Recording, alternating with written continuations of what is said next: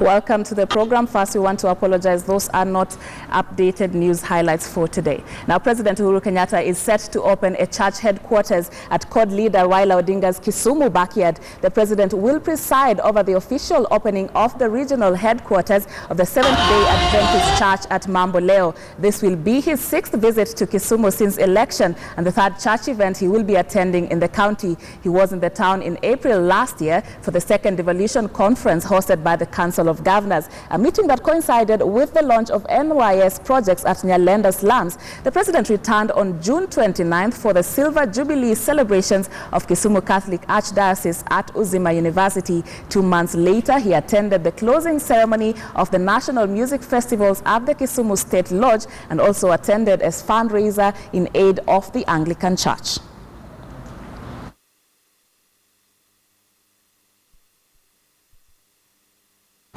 We shall be speaking to our Kisumu reporter Victor Ogale regarding that event that is being attended by President Uhuru Kenyatta. We cross over to Mombasa now, and CORD leader Raila Odinga will lead a CORD entourage to mobilize Malindi voters to elect the coalition's candidate Willie Mtengo. The CORD coalition chiefs will hold a rally in Msambweni, Kwale County before traveling to Kilifi to campaign for the Malindi candidate. The coalition leaders will accompany Mtengo to the Electoral Commission offices to present his papers before holding a rally in Malindi town tomorrow morning.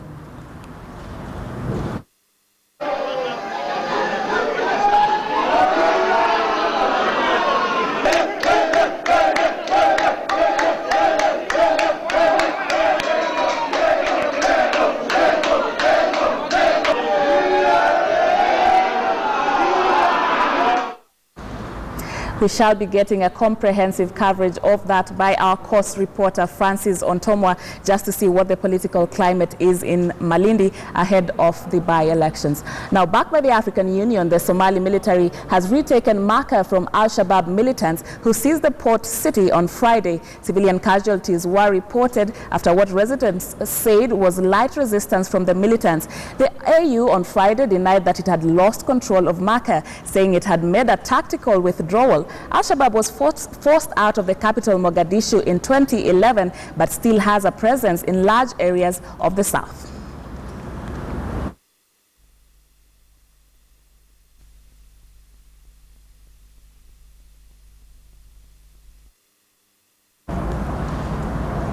Meanwhile, Kenya continues to bury her dead soldiers killed during the Al-Shabaab attack in El Ade. Official information about the attack remains scanty, but Standard Group's Marco Bar has managed to piece together a piece on the long road to El Ade. This piece will feature tonight on KTN Weekend Prime, but here is a short preview. Eldoret. President Uhuru Kenyatta is attending a military ceremony. Together with Somali and Nigerian presidents, they are here to honor Kenyan soldiers who died in the worst attack on KDF in El Ade, Somalia. We fight because our cause is just.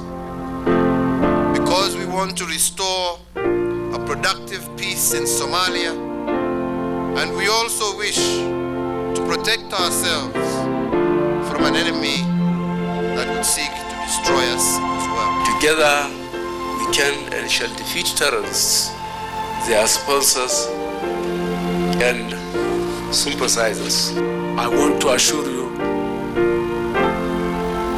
we will defeat them, and we will defeat them finally.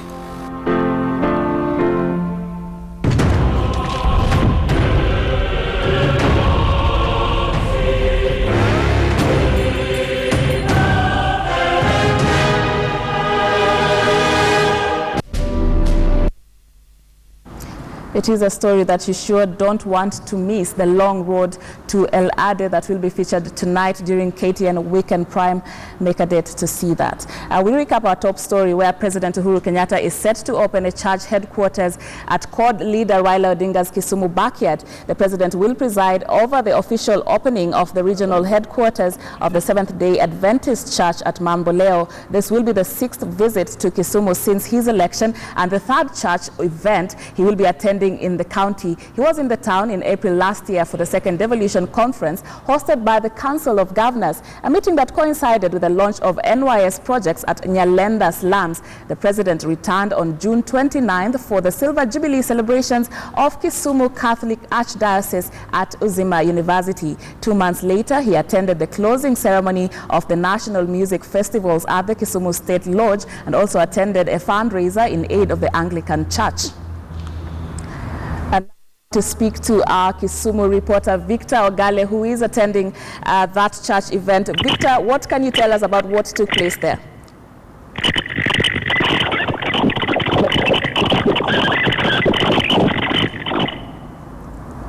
Victor, if you can hear me?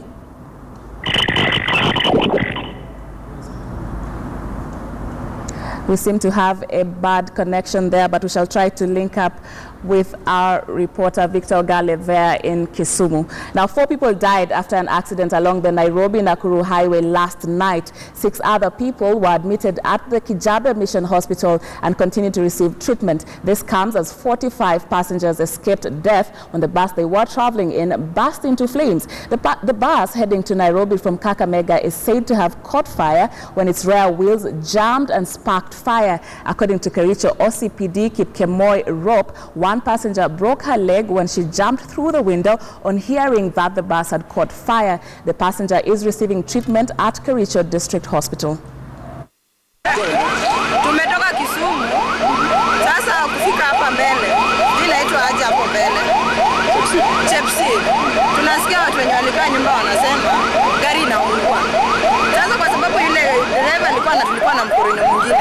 Lakini I appreciate that man, he's a good man. Akatoka hapo akaenda nyuma. Kurudi akaona inaungua kweli. Akarudi kuambia dereva asimamishe gari. Hapo ndio dereva akasimamisha gari. Kusimamisha gari ndio hiyo gari ikapulika mara moja. Because petroli ilishamwagika chini, ndio hiyo inachukua moto. Lakini mmoja tu ndiye mama mwingine mwenye alikuwa anaruka kwa dirisha, yeye inaonekana ameumia. Alipelekwa hospitali na ambulance. Lakini wengine ilikuwa tumeshauri. Yes, hii moto alianzia tairi ya nyuma, alishika jamu, alianza kutoka na akateremka, akaanza jamu, ukawaka moto kwa mguu ya nyuma, na watu wakatoka yote, kuna moto alipata. Ilikuwa kama sababu, ilikuwa kitu kama saa 9, na watu walipotoka kuna mtu alipaki ndani na sika aliumia. And now we want to speak to our reporter Victor Ogale from Kisumu, who is attending a function officiated by President Uhuru Kenyatta where he's opening a headquarters of the SDA Church. Victor, if you can hear me, what has been the reception of President Uhuru on the ground? Sharon, President Uhuru Kenyatta received a very warm welcome once he landed here at the Kisumu International Airport, and on his way to the host venue, he stopped at Bunga slums where he addressed the crowd. And part of his agenda, his main agenda, he promised that mid this month, the NYS Kazi kwa Vijana project is going to make a comeback. And some of the people who are the major beneficiaries of people from informal settlements such as Nyalenda, Ubunga, and Kondele. Soon from Ubunga, he also stopped at the Kondele shopping center where he also addressed the crowd before heading here at the West Kenya Conference Center, which is officially being opened. Okay. And Victor, this is the 6th visit of President Uhuru Kenyatta since his election. What are the views of the residents about that? The residents seem to be happy, judging by the demeanor of the crowd, the way the crowd received him, and expecting goodies. We had Kisumu Central Member of Parliament, Ken Obura, asking the president to give the city its charter, since it was given the name Kisumu City. It's yet to receive its charter, and as well as reviving some of the industries that were once offering employment to the people from this particular region, such as Kikomi and Kenya breweries that are now defunct. Thank you very much. Our reporter there, Victor Ogale, reporting from Kisumu, where President Uhuru Kenyatta is officiating the opening of the SDA Church headquarters in Mambo Leo, and speaking about the opening of NYS projects across the region. We want to speak now about matters safety, and the National Transport and Safety Authority is not relenting in its crackdown on drunk driving. NTSA continues to stage impromptu crackdowns across the country.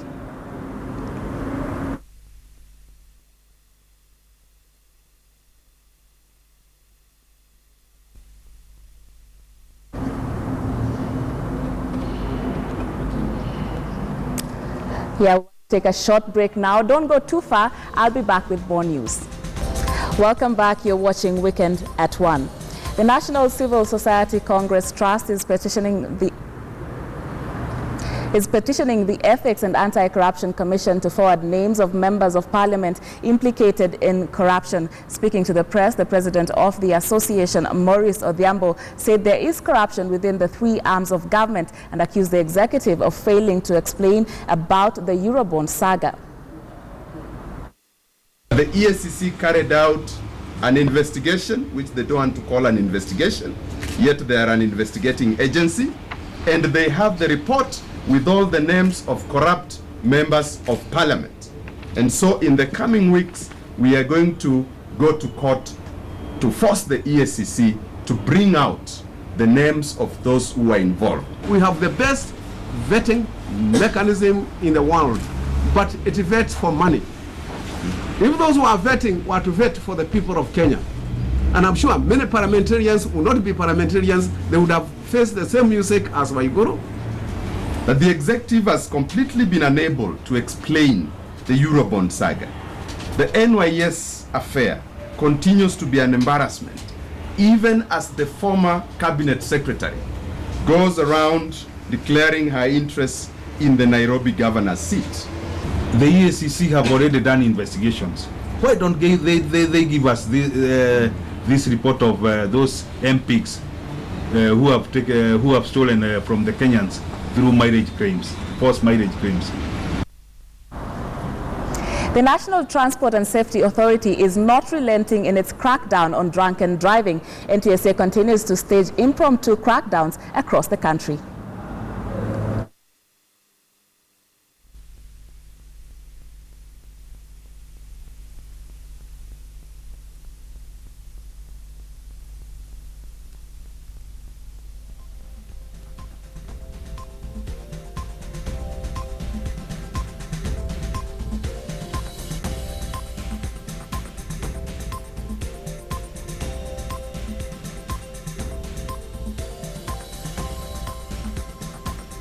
And we have seen of late a lot of fatal accidents because of drinking and driving.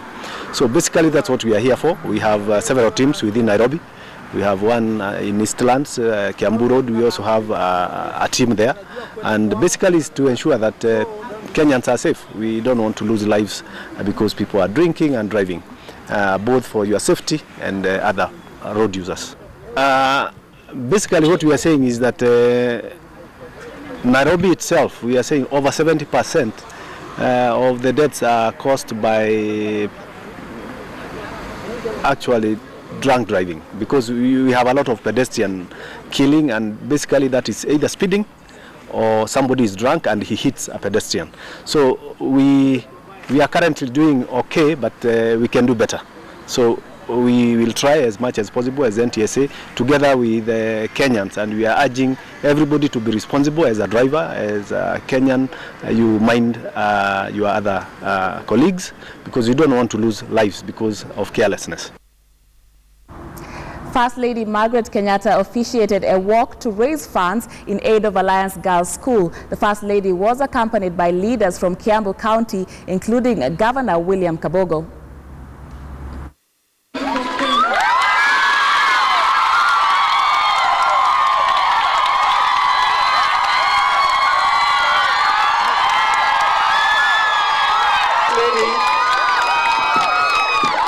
I welcome the First Lady.